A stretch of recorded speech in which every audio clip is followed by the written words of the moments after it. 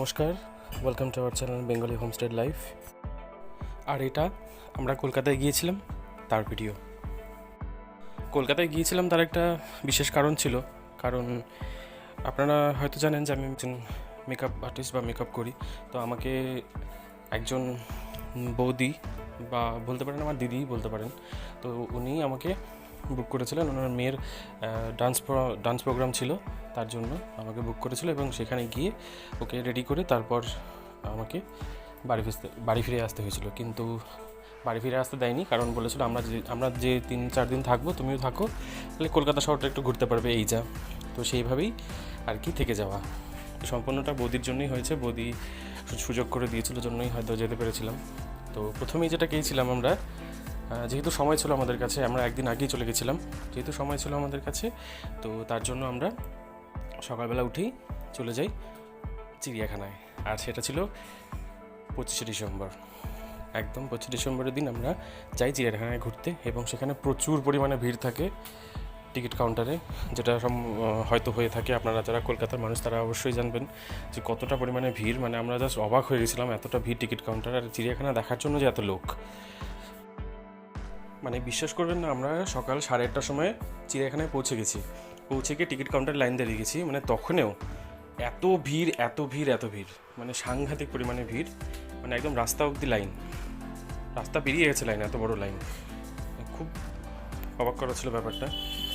যেহেতু একটা festive season ছিল, 25 ডিসেম্বর, সবাই ঘুরতে যায়, একটা ছুটির দিন, তো তার জন্যই হয়তো এত ভিড়, কিন্তু ভালো লাগছিল বেশ। তো সব কিছু টিকিট কেটে তারপর আমরা ঢুকি ভেতরে ঢুকেই প্রথমেই আমরা দেখি হচ্ছে কিছু গাছের ভেতরে নানা রকম জীবজন্তু নাম লেখা ছিল, অতটা ভালো করে খেয়াল করিনি, ক্যামেরা করছিলাম তো যার জন্য। তারপরে উট পাখি, সত্যি যেগুলো আমরা এতদিন টিভিতে দেখে এসেছি, সেটাই আমরা আজকে নিজের চোখের সামনে দেখলাম। তো খুব ভালো লাগলো। সচরাচর এরকম দেখি না আমরা, এইসব তো মনে করুন যে ছোটোখাটো যেগুলো থাকে সেগুলো তো দেখি, কিন্তু সত্যি চিড়িয়াখানায় অনেক রকম জিনিস দেখার আছে, অনেক জিনিস জানার আছে, অনেক রকম গাছ আছে, সেটাও ভালো লাগলো। খুব ভালো লাগলো ঘুরে আমাদের। আনন্দর পাশাপাশি একটু আবার মন খারাপও লাগছিল, তার কারণ যে পশু পাখিগুলো ছিল তারা না একটু ভেতরে ছিল, মানে অনেকটা দূরে ছিল, তো ক্যামেরা করতে একটু অসুবিধা হচ্ছিলো। যেমন এই সাপগুলো আমরা দেখতেই পাচ্ছিলাম না ভালো করে, শুধুমাত্র এই কুমিরগুলোকে ভালো করে দেখা গেছে একদম সামনে থেকে। মনে হচ্ছিলো একটা কোনো বড় গাছের গুঁড়ি পড়ে আছে এমন। আর এই বাঘটাকে দেখতে পেয়েছিলাম সামনে থেকে, বাঘ বেশ অনেক কটাই ছিল, তা সব সামনে থেকে দেখতে পেয়েছিলাম, খুব ভালো লাগছিলো। আর সিংহকে দেখতে পাইনি, সিংহটা একদম ঘরের ভেতরে ছিল, কিন্তু সিংহ যখন ঘর থেকে আওয়াজ করছিল এত জোরে, মানে সিরিয়াসলি, মানে অসম্ভব একটা আওয়াজ ছিল, মানে একদম সত্যি ভয় পাওয়ার মতো। বাই চান্স যদি বেরিয়ে যেত বা কিছু হতো তাহলে খুব প্রবলেম ছিল আর কি, মনে হয় এরকম একটা ব্যাপার। কিন্তু না, সেখানে অনেক রকম প্রোটেকশন দেওয়াই থাকে, তো সব মানুষ যাতে ভালো করে দেখতে পায় সেই জিনিসটা। তো ভালো লাগলো বেশ ঘুরে। আর অনেক রকম পাখি ছিল, যেগুলো নানান রকম পাখি, আরও নানান রকম মানে অদ্ভুত সব কিছু প্রাণী ছিল। আর একটা কচ্ছপ দেখেছিলাম, বিশাল বড় কচ্ছপটা, যেটা সচরাচর দেখতে পাওয়া যায় না। আর এই যে এটা যে কী পাখি জানি না, কিন্তু খুব সুন্দর লাগছিল দেখতে, নানান রকম পাখি ছিল, বেশ ভালো লাগছিল।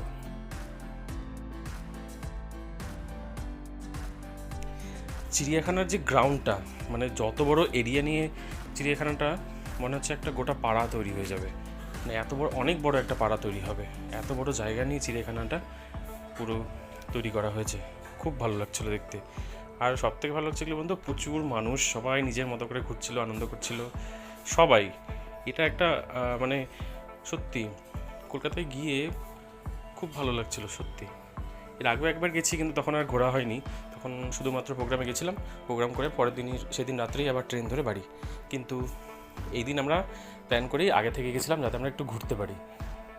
যেহেতু 25শে ডিসেম্বর ছিল, আর তারপর আরও বেশ কিছু মানে 1 জানুয়ারি ছিল, তার জন্য কলকাতা শহরটাকে একদম খুব সুন্দর করে সাজানো হয়েছিল, যেটা খুব দেখতেও খুব ভালো লাগছিল। আর এখানে ছিল একটা সাদা রঙের বাঘ, মানে কী নাম ছিল জানি না, কিন্তু লেখা ছিল সব নামগুলো, কিন্তু কী যে ছিল জানি না, কিন্তু খুব সুন্দর শুয়েছিল রোদ্রে, যেহেতু ঠান্ডা একটু ওয়েদার ছিল, তাই রোদ্রে এসে শুয়েছিল, খুব ভালো লাগছিলো দেখতে একে। মানে একদম সাদা ফটফটা একটা বাঘ। মানে বাঘদের জন্য বিশেষ করে একটা বাউন্ডারি করা হয় যাতে ওরা বেরোতে না পারে মানুষজনকে দেখে। খুব সুন্দরভাবে প্রোটেকশন দেওয়া ছিল আর সবাই খুব ভালোভাবে দেখতেও পাচ্ছিল, বেশ ভালো লাগছিল। লোকের ভিড় ছিল এখানে চোখে পড়ার মতো, প্রচুর লোক ছিল। এই যে ঘরগুলো দেখছেন, এই প্রত্যেকটাতে বাঘ ছিল, কিন্তু সব বাঘগুলো ভেতরে ঢুকেছিল, মানে বাইরে ছিলই না। কয়েকটা বাইরে বসেছিল, তাছাড়া বাদবাকি সব ভেতরে কোনোরকমভাবে আর কি। মানে সবাই একদম মানে না খেতে পেয়ে এরকম একটা অবস্থা হয় যে মানুষের, সেরকম একটা ওদের হয়ে গেছিলো। মানে একটা খুব শরীর খারাপের মতো দেখতে মনে হচ্ছিলো, অসুস্থ মনে হচ্ছিলো। তাই তারা কোনো এক্সাইটেডমেন্ট ছিল না, মানে এক্সাইটমেন্ট ছিলই না তাদের মধ্যে যে লোকজন আসছে দেখছে, একটু দাঁড়াই বা কিছু করি, বা লোকজনকে দেখে যে একটা মানে কিছু করা, সেটা করছিল না ওরা। মানে কোনো ব্যাপার না, এরকম একটা ভাব নিয়ে ওরা বসেছিল বাঘগুলো, বেশ ভালো লাগছিল। যাকে তো এইসবই দেখছিলাম আর কি। মানে সত্যি কলকাতা শহরটা মানে অসম্ভব একটা সুন্দর জায়গা, সত্যি তাই। যারা থাকে তারা হয়তো জানে, কিন্তু সত্যি বেশ ভালো লাগার একটা জায়গা। মন খারাপ হলে চলে যান, আরাম করে বসে থাকুন, ঘুরুন সারাদিন, তারপর চলে আসুন। খুব ভালো জায়গা এগুলো।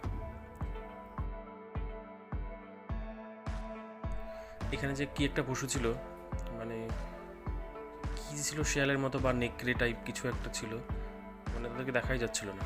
আর এখানে দেখুন এই যে জলহস্তিটা, একবারের জন্য একটু মাথাটা উঠাবে আবার ঢুকে যাবে। একে তো সত্যি খুব ভালো লাগছিল আমার, কেন জানি না। ওই যে দেখুন, একটু মাথাটা ওঠালো, একটু দেখলো, আবার ঢুকে যাচ্ছে। মানে সবাই ওর মাথা ওঠানোর জন্য ক্যামেরা নিয়ে দাঁড়িয়েছে, এরকম একটা অবস্থা। আর এই যে আপনাদেরকে বললাম না সিংহর ঘরটা, এই যে সিংহর ঘরটা, ওই যে ভেতরে যে লাইট দেখতে পাচ্ছেন, ওখানে সিংহ ছিল। সাংঘাতিক আওয়াজ ছিল সিংহটার। আর তারপর আমরা ওখান থেকে ঘুরে ঘুরে আসি এই যে জিরাফের এখানে। মানে এত বড় গ্রাউন্ড, কোনটা কোন দিকে যাবে সব সব কিন্তু ওখানে সুন্দর করে লেখা আছে যে কোনটা কোন দিকে আছে, কিন্তু আমরা না হাঁটতে হাঁটতে ভুলেই গেছিলাম কোনটা কোন দিকে, এরকম অবস্থা। যাই হোক, তো সবার শেষে আসি আমরা জিরাফের কাছে। জিরাফটা একদম ক্লোজ থেকে নেওয়া হয়েছিল, বেশ ভালো লাগছিল। মানে এটা এতদিন দেখতাম যে এত বড় বড় গলা, উঁচু উঁচু গাছ থেকে তারা পাতা খায়, তো সামনের থেকে দেখতে পেয়ে সত্যিই খুব ভালো লাগছিল। মানে আমাদের কাছে এগুলো সত্যিই নতুনত্ব, হয়তো কলকাতা মানুষের কাছে এটা অবাক করার কোনো ব্যাপার নেই, কিন্তু আমাদের কাছে একটু সত্যি অবাক করার ব্যাপার। মানে এত সুন্দর একটা জায়গায় আমরা এসেছিলাম। তারপর চিড়িয়াখানা থেকে বেরিয়ে আমরা আসি ভিক্টোরিয়াতে। ভিক্টোরিয়াতে আর ঢুকিনি, কারণ ভিক্টোরিয়াতে আমি আগে এসেছিলাম একবার, তখন গিয়েছিলাম। তো খুব একটা দেখার মতো তো কিছু নেই, শুধুমাত্র সাজানো আছে, আর ভেতরে ঢুকতেও দিচ্ছিল আমাদেরকে, মানে যখন প্রথমবার এসেছিলাম। তাই জন্য এবার আর ঢুকলাম না, শুধু অনেকটা রোদ ছিল, তো বাইরে থেকেই ক্যামেরা করছিলাম। আর সত্যি কথা বলতে অনেক মানুষই ঢোকেনি, সবাই বাইরেই ছিল। মানে যারা যারা গেছে হয়তো ভেতরে, তারা কেউ আর যায়নি, সামনে থেকে এসেই ভিডিও করছিল, ফটো তুলছিল, সামনে থেকে বেরিয়ে চলে গেছে। আমরাও বাইরেই দাঁড়িয়েছিলাম, টিকিট কাটেনি আর ঢুকিও নি ভিতরে। তো সামনেই দাঁড়ালাম, সামনে একটু খাওয়া দাওয়া করলাম, একটু জিনিস কিনলাম সেখান থেকে, কিনে টেনে তারপর আমরা আসি হাঁটতে হাঁটতে আমাদের গন্তব্যস্থলে, যেখানে ছিল ওর প্রোগ্রাম। আর প্রোগ্রামও বেশ সময় চলে আসছিলো কাছাকাছি। ওকে হলে নিয়ে গিয়ে তারপর রেডি করতে হবে, রেডি করে তারপরে ওর প্রোগ্রাম শুরু হবে। তো তার জন্য আমরা তাড়াহুড়া করে কিছু কেনাকাটা করলাম, কেনাকাটা করে তারপর যাই আমরা মেট্রো স্টেশনে। এটা হচ্ছে ময়দান মেট্রো স্টেশন। এখান থেকে আমরা যাব হচ্ছে আরেকটা জায়গায়। তো এখানে একটা ব্যাপার হয়েছিল, যেটা হয়েছিল যে আমরা ময়দানে যে একটা ICCR বলে একটা হল আছে, আমরা জানি সেখানে হবে প্রোগ্রামটা। মানে যে গার্জেন আর কি, বৌদিটা, সে জানে হচ্ছে ICCR হবে। যেহেতু আগেরবার ICCR হয়েছিল, তো এবার ভাবছিল ICCR হবে। তো কোনোভাবেই আর তো ICCR যাই, ICCR যেয়ে আমাদের দেখি যে প্রোগ্রাম ওখানে হচ্ছে না। তো ওরা ফোন করছে না, আর সবাই ফোন করছিল কিন্তু লাগছিল না। হঠাৎই তারপর একবার ফোন লাগার পরে বলছে যে আপনাদের তো ICCR প্রোগ্রাম হচ্ছে না, তাহলে কোথায় হচ্ছে? তো ওনারা বলে যে ICCR কেন হতে যাবে, আমাদের তো প্রোগ্রাম বেহালাতে। মানে তখন একটা মাথায় বাজ পড়ার মতো অবস্থা। মানে ময়দান থেকে আমরা কোনো রকমে তারপর মেট্রো ধরে বেহালাতে পৌঁছাই। বেহালাতে সেখান থেকে আবার টোটো ধরে, মানে টোটো না, অটোগুলো ধরে তারপর আমরা যাই বেহালাতে। বেহালার কোন একটা হাই স্কুল ছিল, নামটা ঠিক মনে নেই, তো সেই হাই স্কুলেই ছিল প্রোগ্রামটা। তো ভারত সংস্কৃতি উৎসব কিছু একটা ছিল আই থিঙ্ক। তো এখানে ছিল রবীন্দ্র নৃত্য উৎসব। আর আরেকটা ছিল যেটা পরের দিন, সেটা হচ্ছে ওডিসি কী বলে ওটাকে, কম্পিটিশন। তো এটা রবীন্দ্র নৃত্যের কম্পিটিশন ছিল। এখানে ও কম্পিটিশনটা শেষ করে তারপর আমরা মানে হোটেলে আবার ফিরে আসি। আর তারপরের দিন আবার ওর ওডিসি কম্পিটিশন থাকে। তো এই কাটলো দিনটা, মানে সারাদিন ভালো ঘুরলাম। তারপরে হঠাৎ করে এই কথাটা শুনে নিয়ে সবার মাথায় বাজ পড়ে গেছিলো যে এই প্রান্ত থেকে একদম ওই প্রান্ত, মানে বেহালাটা তো একদম শেষ প্রান্ত কলকাতার হয়তো বা। তো সেখানে যাওয়াটাও একটা খুব চাপের ছিল, আর টাইম একদমই ছিল না, মাত্র 1 ঘন্টার মধ্যে আমাদেরকে সেখানে যেতে হতো, মানে খুব চাপ ছিল। তো কোনো রকমে এখানে ফোন করে একটু সময়টাকে লেট করা হয় যে আমরা একটু দেরিতে পৌঁছচ্ছি, আমাদের নামটা একটু রিপোর্টিংটা পেছনে করে দেবেন। তো ফোন করার পরে ওরা আমাদেরকে সত্যি খুব সাহায্য করেছিল। যে ওরা বললো তারপরে, হ্যাঁ আপনারা আসুন, কোনো অসুবিধা নেই, এখনও শুরু হয়নি, শুরু হতে এখনও প্রায় আধা ঘন্টার মতো দেরি আছে। তো অনেকটা রাস্তা, আসতে তো অনেকটা সময় লাগবে না।